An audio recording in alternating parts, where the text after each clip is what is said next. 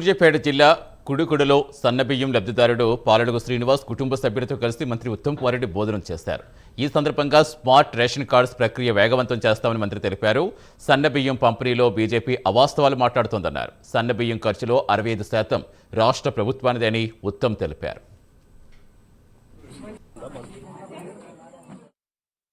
దేశంలో ఏ రాష్ట్రంలో ఎక్కడా ఎప్పుడు జరగని విధంగా మన ప్రభుత్వం, మన కాంగ్రెస్ ప్రభుత్వం ప్రతి లబ్ధిదారుకి 6 కిలోల మంచి క్వాలిటీ తినేడానికి మంచి రుచికరంగా ఉన్న సన్న బియ్యం ఇస్తున్నాము.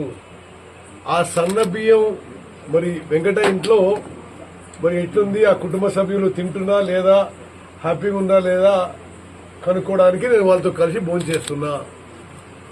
ఇది ఆహార భద్రత విషయంలో భారతదేశంలోనే ఒక విప్లవాత్మక మార్పు, ఒక ముందడుగు.